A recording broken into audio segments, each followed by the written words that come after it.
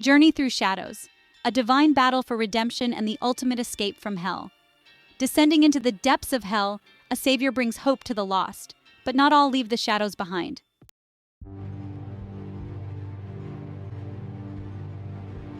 2 days before his crucifixion, Jesus withdrew to the quiet of the Garden of Gethsemane to pray. Here, alone in the stillness, he felt the presence of God settle upon him. It was not a presence filled with thunder or glory, but a deep, sorrowful quiet. "My son," God's voice came, gentle but grave. "The time has come. You will suffer and die, taking upon yourself the sins of humankind. It is your path and it is your purpose." Jesus, though he had known this moment was coming, felt the weight of it settle heavily upon him. For a moment, the enormity of the sacrifice ahead stilled his heart. He looked to the heavens, his spirit torn between obedience and the natural fear of the suffering that awaited. "Father," Jesus said, his voice shaking with the weight of his love and his fear, "if it is possible, let this cup pass from me. Yet not my will, but yours be done." God's reply was tender but unyielding. "By bearing their sins, my son, you will be counted among the transgressors. You will carry their shame, their pain, and their punishment into death itself." Jesus took a steadying breath. "And if I bear it all, where will I go?" "To Sheol," God answered, his voice filled with both sorrow and love, "the domain of the dead where the devil waits." Jesus felt a pang of fear as the thought of the devil and his dominion filled his mind, his human heart trembling at the idea of facing such darkness alone. "And there, Father, will I be forsaken?" God's silence answered him, hanging in the air like a somber promise. But God's voice came once more, filled with a quiet hope. "Though I cannot descend into that darkness with you, your light will be a beacon to the souls bound there, drawing to you those who are willing to follow. You shall be the key that unlocks the prison gates of Sheol." Jesus bowed his head, his spirit filled with both sorrow and resolve. "Then I will go, Father, I will go for them and bring them home."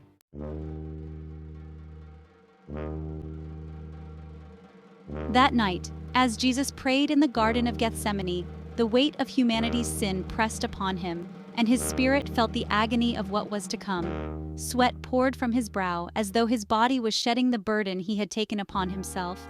He felt the sins of the world settle on his soul, the lies, the hatred, the betrayals, the violence, all embedding themselves into his spirit, preparing him for the sacrifice he would make.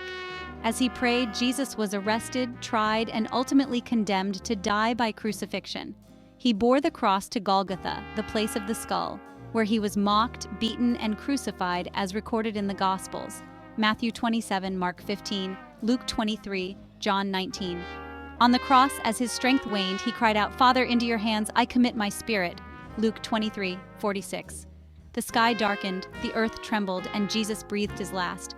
His body was taken down from the cross and laid in a tomb sealed with a stone. Yet his spirit descended to fulfill his promise in a place unlike any he had known, a descent into hell itself.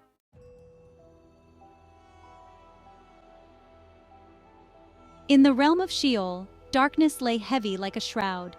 Jesus' spirit descended into this forsaken place, a realm beyond human understanding, where the lost souls wandered, cloaked in despair and regret. It was a place of haunting shadows and voices, of whispers and cries echoing through the blackness. As Jesus entered this realm, his light was dim, his form blending among the countless souls. They did not recognize him as the Messiah. To them, he was simply another lost spirit. Yet he walked among them, his heart filled with compassion. To those who were willing, he offered words of hope, inviting them to follow him to freedom and redemption.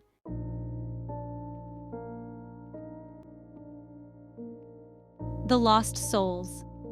As Jesus moved through Sheol, he encountered many who had resigned themselves to the darkness, convinced their fate was sealed.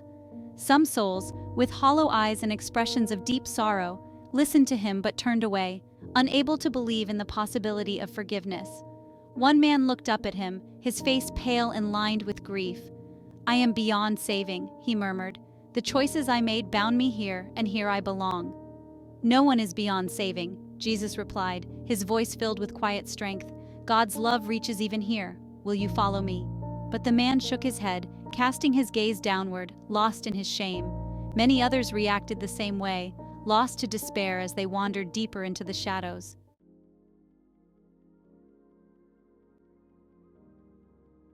A spark of hope. Meeting Anna. Among the souls that passed him by, one caught his eye, a woman named Anna. Her eyes were weary, yet there was a faint glimmer of light within them. She had endured a lifetime of hardship, and though her spirit was tired, she felt a stirring of hope at his presence.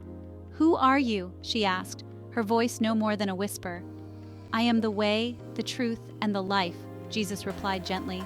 "I come to bring light to the darkness. Will you follow me?" Anna looked at him with tears in her eyes, sensing something holy within him. "Yes," she whispered, "if there is hope, I will follow." With Anna by his side, Jesus continued, determined to reach the souls who would listen. Yet the darkness around them began to stir, a sinister presence sensing the light that had entered its domain.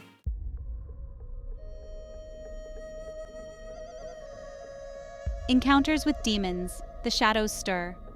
As Jesus and Anna moved through the deep recesses of Sheol, the shadows around them thickened, taking form as malevolent presences. Demons began to emerge from the darkness, their grotesque shapes shifting and twisting, their eyes burning with malice. These ancient beings had ruled Sheol for millennia, and they sensed the presence of one who did not belong. Suddenly, a massive figure loomed before them, his eyes like molten gold, and his form towering over them. It was Mammon, the demon of greed, his face twisted into a snarl as he fixed his gaze upon Jesus. "A soul seeking to escape?" Mammon sneered, his voice a low rumble. "You do not belong here. This is our domain. You are weak here." Jesus shielded Anna from Mammon's gaze, and though his power was diminished in this realm, he did not falter.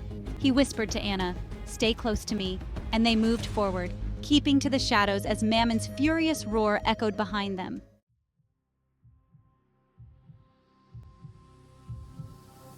The temptress Astaroth.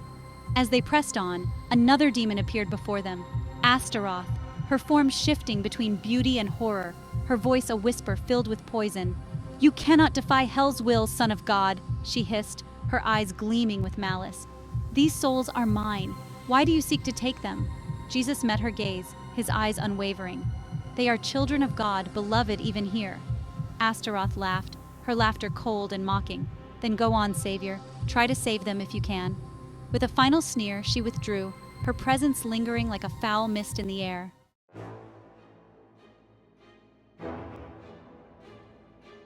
The Queen of Night, Lilith. Further down the path, a dark figure blocked their way. Lilith, Queen of Night Terrors, rose from a pit of flames, her eyes black and merciless. "You are out of place here," she hissed, her voice a low growl. "Hell is no sanctuary for light bearers." Jesus moved past her, shielding Anna as Lilith's claws scraped against his light, but she shrank back, unable to withstand his resolve. Her shrieks echoed through the cavern as Jesus continued, guiding the souls who dared to follow him.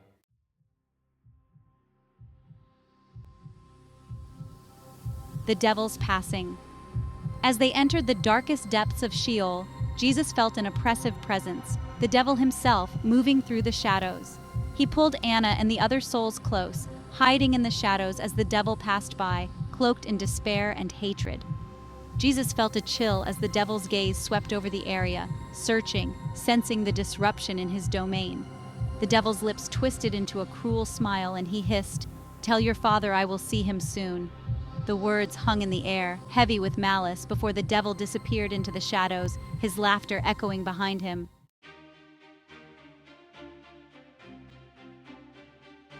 It's time to leave this place.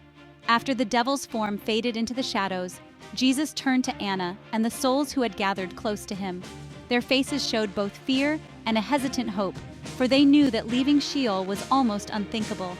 Yet Jesus' presence had awakened a yearning within them, a chance to escape the prison they had believed was eternal. "It's time to leave this place," Jesus said, his voice steady and filled with compassion. As his words echoed through the darkness, a tremor shook the very foundation of hell. Shadows thickened, twisting into monstrous forms as demons rose from the ground, their cries filled with rage. Hell itself seemed to react, unwilling to release those bound to its chains. The air thickened, becoming choked with sulfur and smoke, and the sounds of furious demons filled the caverns. The ground beneath them began to crack, splitting open to reveal rivers of fire. From the depths emerged monstrous figures with eyes like burning coals, their faces twisted in fury and hatred. Every demon in Sheol, it seemed, had come to reclaim the souls they believed belonged to them. "Run!" Jesus commanded, his voice ringing with authority as he shielded the souls with his light.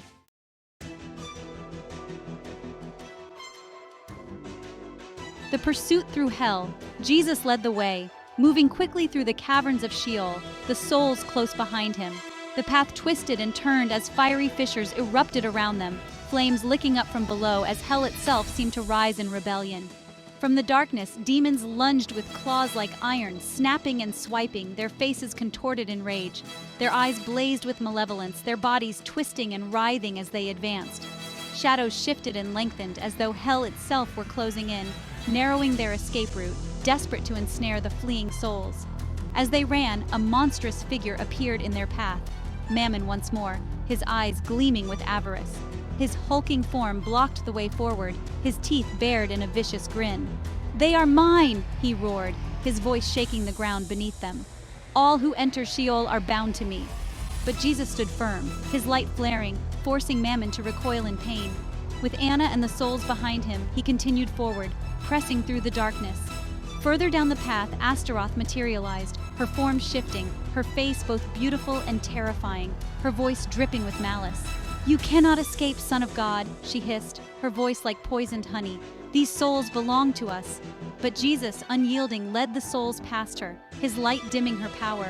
Astaroth shrieked in fury, but she could not withstand the light that radiated from him. The pursuit grew relentless as they neared the border of Sheol. Shadows grew denser, and the path forward became a gauntlet of terror. Demons reached from all directions, their hands clawing and snapping, their voices twisted with rage. The walls themselves seemed to close in, writhing and pulsating as though hell itself sought to devour them.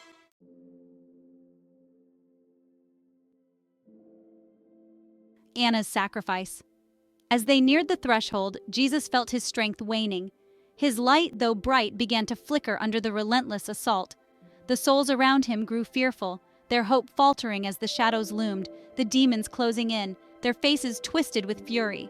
Hell's forces were overwhelming, and the darkness pressed closer, trying to reclaim the souls that were slipping from its grasp. In that moment, Anna stepped forward, her face filled with a fierce resolve. She looked at Jesus, her eyes calm and clear, a spark of love and selflessness lighting them from within. "If my soul can help save them," she said, her voice steady, "then let it be so. I am ready to be the light for them." "Anna, no," Jesus said, sorrow and admiration filling his gaze. He knew the cost of such a choice, the sacrifice it would require. Anna met his gaze with unwavering determination. "You saved me, Lord. Now let me save them." Without waiting for a reply, Anna stepped into the center of the path, facing the oncoming demons. She closed her eyes, surrendering her spirit in a final act of selflessness, and her form began to glow. Her soul ignited with a brilliant light, spreading in waves through the darkness, piercing the shadows and casting the demons back. Her sacrifice unleashed a powerful light that surged forward, expanding with a force that pushed back the dark walls of hell. The demons howled, their forms disintegrating in the brilliance. Mammon, Astaroth, and Lilith all shrieked as they were consumed by the radiance, unable to withstand the purity of her love and selflessness.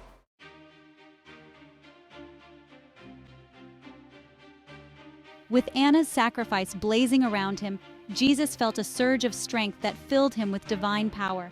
The light grew to an intensity that even hell could not contain, flooding every dark corner, shattering chains, and breaking the bonds that held the souls captive.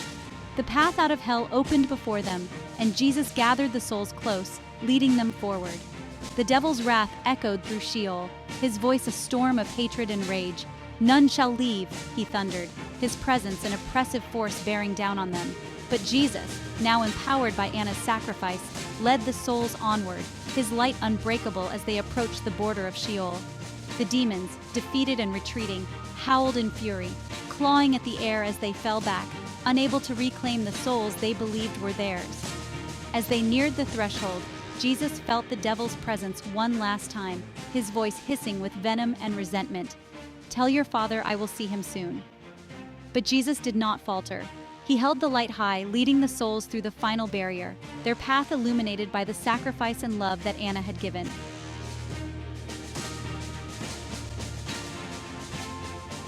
As dawn broke on the third day, The stone rolled away from the tomb, and Jesus rose from the dead, triumphant over sin and death. The souls he had freed ascended with him, their chains shattered by Anna's light, their redemption made possible through love and sacrifice. The earth trembled, the heavens rejoiced, and an angel at the tomb declared to those who came seeking him, "He is not here, for he has risen, just as he said." Matthew 28:6.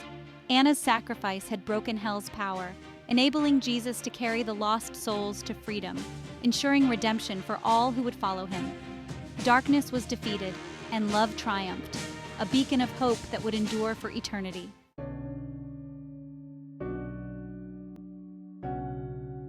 As Jesus led the redeemed souls upward from the depths of Sheol, the darkness melted away, replaced by a warm, radiant light. They emerged into a realm beyond human understanding, a place of peace, beauty, and eternal love. Before them stood the gates of heaven, towering and majestic, adorned with glistening gemstones and golden light that shimmered with the glow of eternity. Jesus paused at the gates, turning to the souls who had followed him out of the abyss. Their faces, once marked by despair and sorrow, were now filled with wonder and awe. As they looked ahead, the weight of Sheol fell away from them like dust, replaced by the indescribable joy of the Father's presence. The gates opened, and within was a light so pure and inviting that the souls could feel its warmth and peace wash over them. As they entered, they were greeted by a resplendent figure clothed in robes of white, a voice like gentle thunder echoing through their hearts. "Welcome, beloved children," said God, his voice filled with kindness and love that wrapped around them like a comforting embrace. "You were lost, but now you are found. In my house there is a place for each of you." The souls felt a wave of peace descend upon them, a profound release of all their former fears, burdens, and regrets. Tears of joy filled their eyes as they stepped forward, their bodies becoming radiant, their spirits aglow with the grace they had found through Jesus' sacrifice. "You have come from darkness," God continued, his eyes meeting each of theirs with a boundless compassion, "but light has redeemed you. You are forgiven, cleansed, and made whole. Here you shall dwell with me forever in love and in joy." One by one, the souls moved past the gates, feeling the divine light fill every part of their being. Some wept openly, others knelt, overcome with reverence, while others embraced each other, finding kinship in the shared journey that had brought them to salvation. Their once worn and torn garments transformed into robes of shimmering white, each woven with threads of light that signified their newfound purity. As Jesus watched the souls enter, a profound joy filled his heart. The Father turned to him, his gaze tender and proud. "My son, you have done well," God said, his voice resonating with love. "You have brought them home, and heaven rejoices."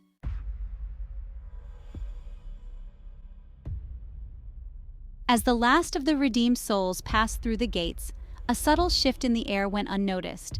Amid the sounds of joyous celebration and the glimmering light that bathed everything in warmth, a small dark shape slipped quietly from the folds of one soul's robe, a serpent, dark as shadow, with scales that absorbed rather than reflected the heavenly light. It landed softly on the radiant path, its slender body undulating as it began to slither forward, weaving silently between the footprints of the souls who had just crossed into heaven. Its eyes, cold and calculating, took in the surrounding splendor with a watchful, cunning gleam. Moving slowly, almost cautiously, it seemed to assess its surroundings, the joy of heaven contrasting starkly with the serpent's dark, quiet malice. The creature lay unnoticed, a silent passenger hidden within the radiance of paradise. Unseen, it moved deeper into the light, leaving the gates of heaven far behind.